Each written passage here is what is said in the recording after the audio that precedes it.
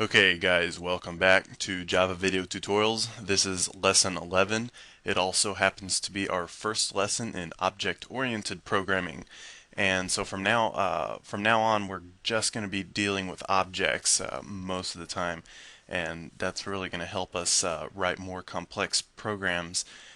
So everything we've done before now has just been the linear programming that was popular about 40 years ago.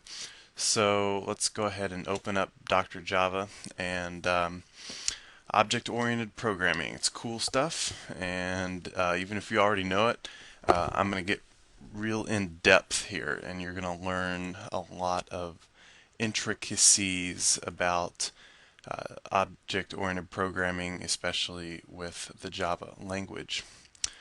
So I'm putting this in your here window.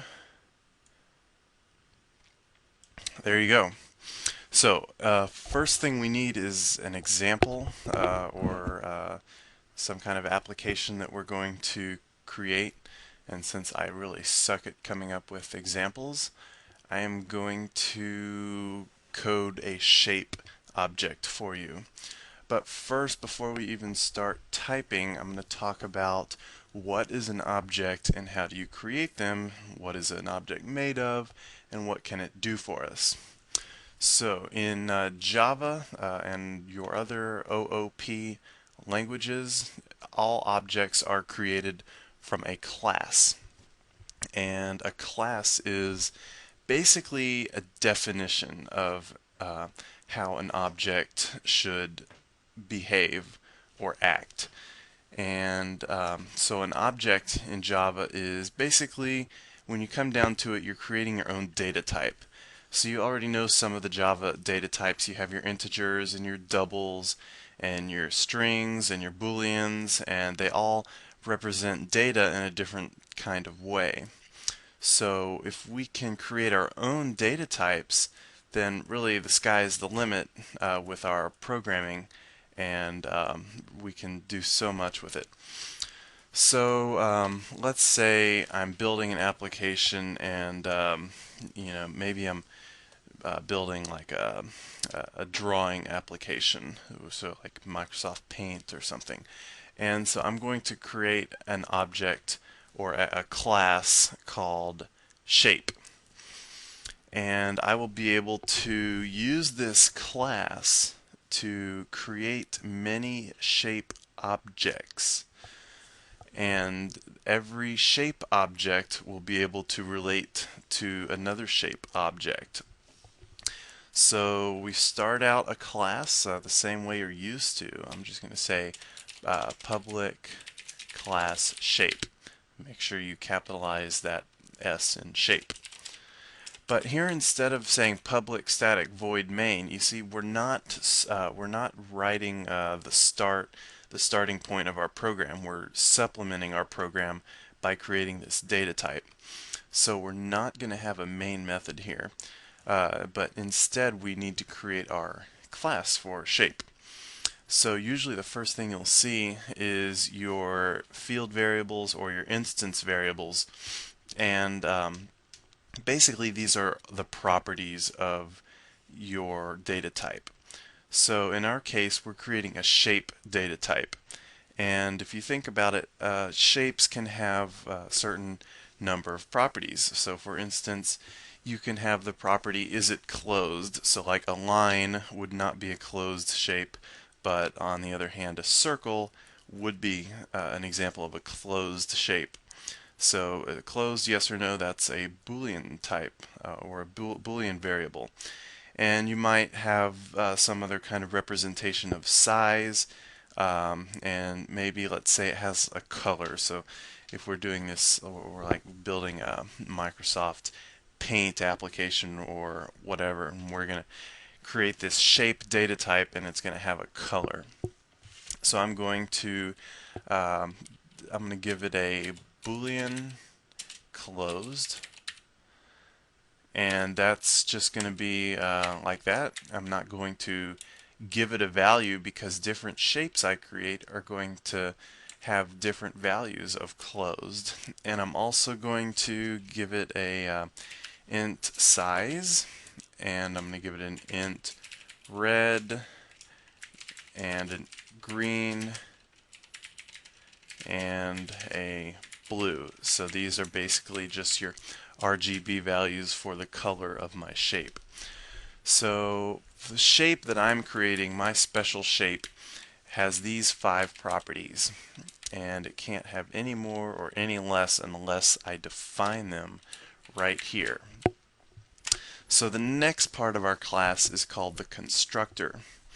The constructor is basically a method that is going to allow you to use this class to create an object. So if I want to create a shape object, I'm going to call the shape constructor. The constructor is going to build this object for me. And it's also pretty simple syntax here. I'm just going to say public because you want all classes to be able to create your shape. So I'm going to say public and then shape. Shape has to be the same name as the class here. So that's why I use shape. Shape is also the name of the method. So it will look like this. That's the shape constructor. That's how it looks. You'll notice I don't have a return type here because when I create a shape object, I'm not really returning anything. I'm creating this object. So inside of shape, I need to give it, I need to be able. Okay, I think the audio just went out. I hope it wasn't out for too long. But when I'm creating a shape, I want to be able to give it these 5 parameters, and I should be able to specify whatever I want for these 5 parameters. So when I create a shape, I'm going to pass in 5 variables. I'm going to pass in a Boolean, and I'm going to call it B, and then I'm going to pass in an int S, int R, int G, and int B. So usually when I create my constructors, I use the same data type of here's the field variables, and then I use the first letter or the first couple of letters in the name of the variable. So I have my braces, and then here I just need to set these field variables equal to whatever was passed into this shape constructor. So let's go ahead and say closed equals C, and then S equals size equals S. That's a very important thing.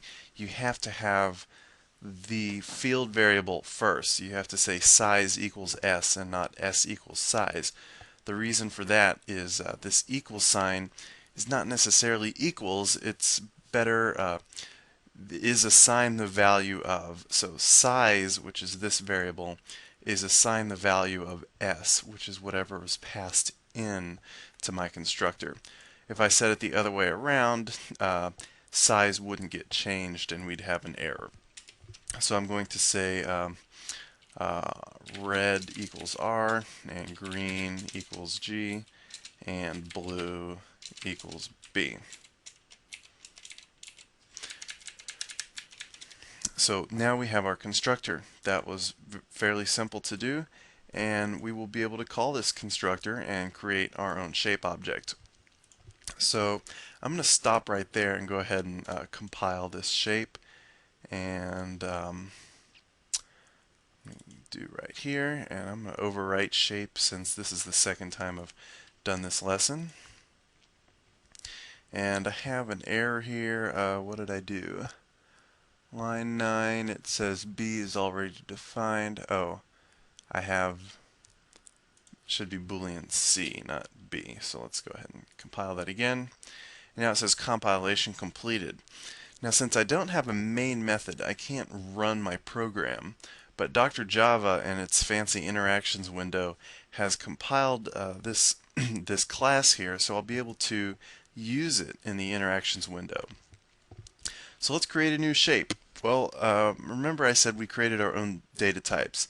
So if we wanted to create a new integer, we'd say something like int x equals 59 or something like that. And that would be a legal statement. But if we want to create a new shape, we're not using the int data type, we're using shape. So shape, and we'll call it s, equals, and then here's a little bit different syntax. We're going to use the keyword new, and then we're going to say what kind of object we want. So shape s equals new shape. And this shape right here is actually the same as this constructor right here. So it's going to take in these 5 parameters. So let's go ahead and fill those in. I'm going to say true, so it is closed, and let's give it an arbitrary size of 35, and pretend it's like a red shape. So it's going to have 255, 0, and 0. So this is going to create our new shape object. So what this does, this is kind of a tricky subject that we'll definitely get into more detail later, but S is not assigned the value of this new shape object. And this is one of the little nuances of Java.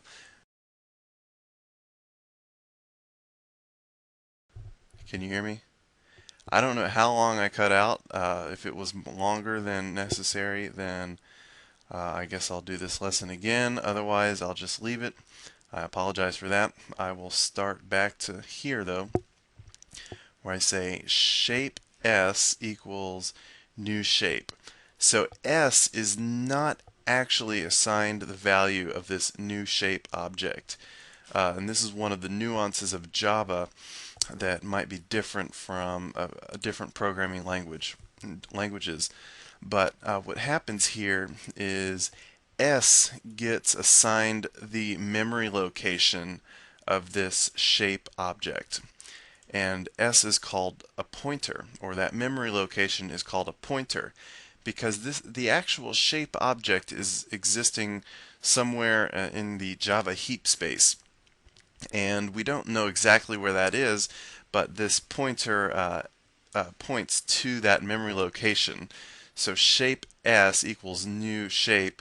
Really, new shape is going out somewhere we don't really know or care, and then S is going to be pointing to that location. Whereas if I just say int x equals 59, well, x is assigned the value of 59, and it goes right there, and it's not pointing to an alternate location. So we'll definitely get into more detail about pointers later on, but I just want to show you here. I can say system.out.println s. Okay, so what do you think is going to happen? I'm saying print line and s. S is this shape object. Well, we know how to print out integers, and we know how to print out Boolean values, and we know how to print out strings. But how exactly are we going to print out this shape object? I mean, we haven't really told it what it looks like as a text version.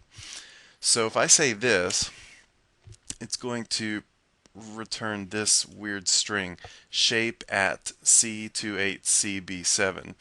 And this is some kind of weird memory location, and this will never be useful to you in writing an actual program. The reason this happens we'll get into in another lesson or two, but the point is you can't just print out an object. But one thing I can do is I can say print out s.closed. And s.closed is going to find the Boolean variable closed in this shape object. This dot here is called the dereference operator. And what it does is it takes the pointer of s, it goes and finds that memory location that for the object that it's pointing to, and it goes and goes to that object, and it takes the closed variable, which is right here. So if I print that out, you'll see that it's true, because when I created my shape object, I gave it true. So I can go ahead and print out any of the variables like s.red 255 s dot blue 0. So you'll see that that's all great, and now I have my wonderful shape object. So in fact, I think I'm going to leave it there for this lesson, and in the next lesson I will incorporate I'll add to this class here, and I will also incorporate it into another class that actually has a main method. But for now, I think that was good, and my voice is getting kind of raspy now. So I think it's a good place to stop, and also we're not running too long. 15 minutes and 45 seconds sounds good to me. So I'll see you guys later, and have a great day.